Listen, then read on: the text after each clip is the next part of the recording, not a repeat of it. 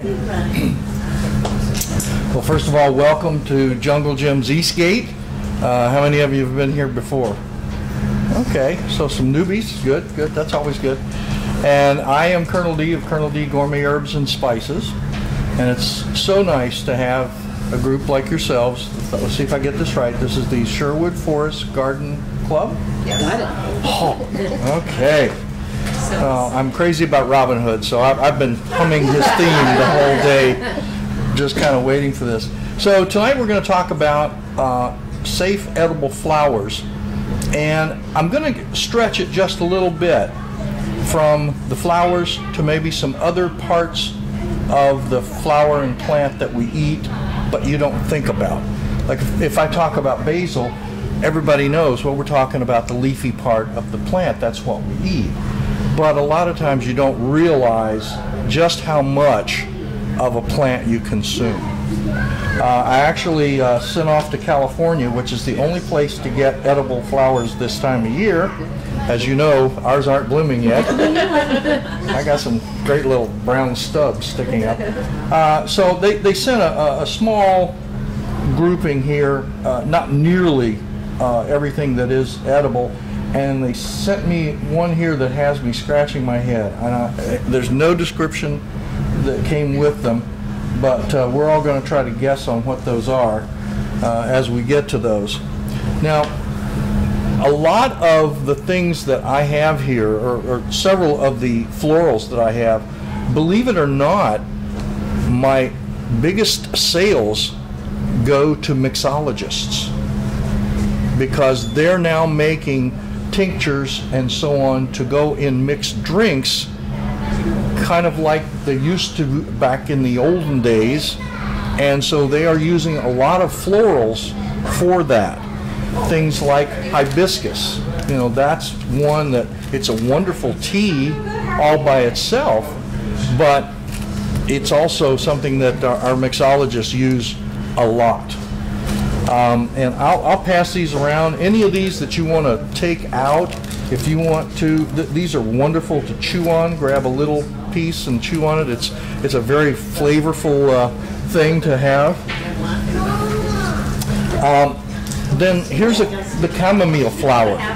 Now this we all know about from chamomile tea.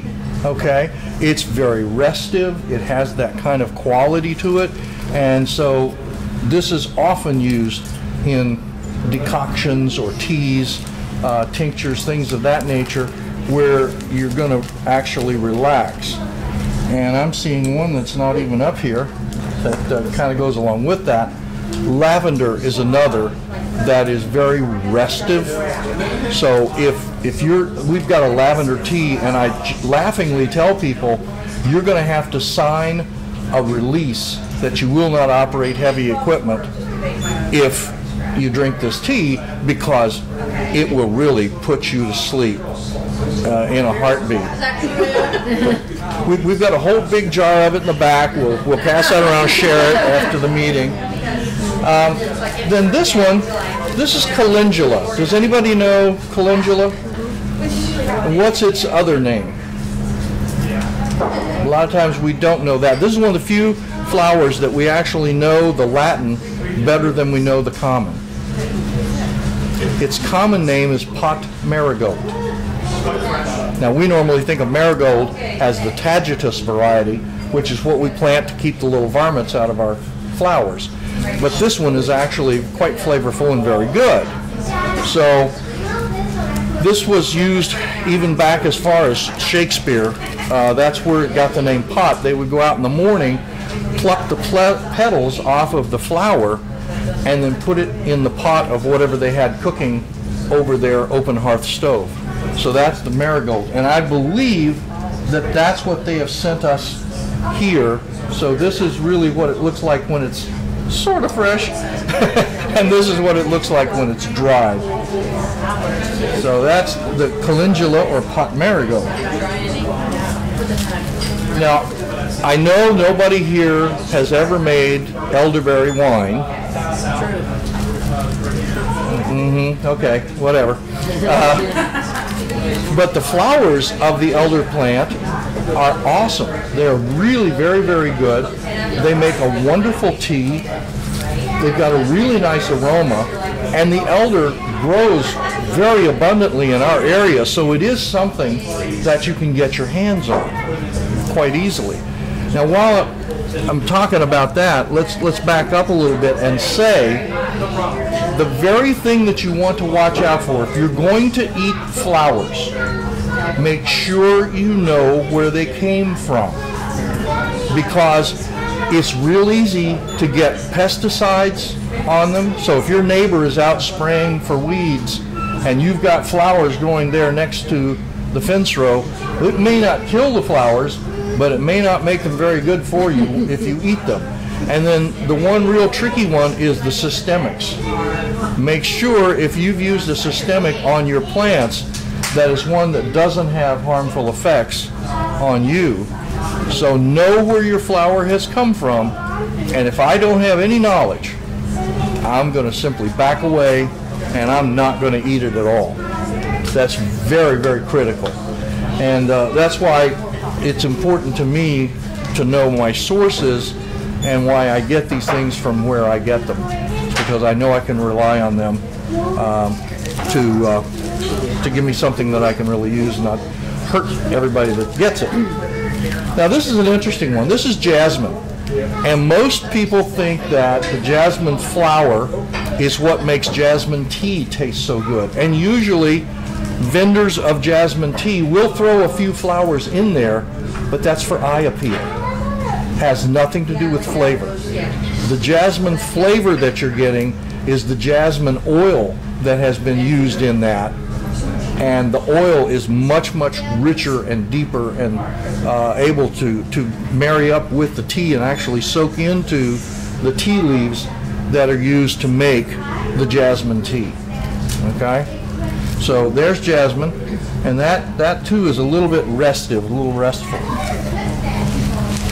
Now, one of my favorite flowers, and back in the day, I was actually considered a rosarian. I had 23 different varieties growing on a 1/4 of an acre lot. And my neighbors thought I was that crazy guy, the crazy rose guy. But this is rose. Here's rose petals. This is from a centifolia. I much prefer old roses to your modern tea roses. Yes, they are prettier, but they have no aroma, and their flavor is terrible. So if you're going to eat a rose, get yourself an old rose, a damask rose, a centifolia, any of those from days gone by. They will have great, great flavor. And then this is rose hips. Now we know of rose hips because typically, again, that's used in a tea, but that's just one more part of the rose plant that is edible and that we eat. So I'm going to pass around the centifolia because it smells so good. Oh, I like that. Very refreshing. And then the rose hips. There is actually more vitamin C in a rose hip than there is in an orange. So very, very good for you if you put together a decoction. That's technically what a tea is, made from herbs. It's not really a tea, it's a decoction. So if you make that, you're going to get a lot of vitamin C coming at you. Now, here's a nice little rascal, and I'm going to show you two different kinds. Everybody knows about saffron, right? Why is it so expensive? What's up with that? Well, I'm going to tell you. You can walk out of here with this knowledge if you get nothing else. Saffron comes from the autumn crocus. Not a big deal flower. We grow autumn crocus here, right? They're actually grown by the Pennsylvania Dutch and a certain part of the Pennsylvania Dutch, and those folks are referred to by their nickname, Yellow Dutch, because as they've been picking and sorting and doing all the stuff with the saffron, they get yellow stains on their fingers, and so that's why they're called the Yellow Dutch.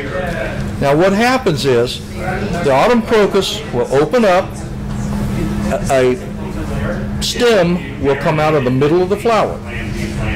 You don't want that. The stigma, and there are 3 and 3 only on every plant, are those things that we call saffron threads. So by hand, they've never been able to figure out a mechanism to do this. They have to pick all 3 of those off without picking the stem, and it takes 6 football fields to pick a pound. That's why they're so expensive. Okay. Now, I've got 2 different kinds here.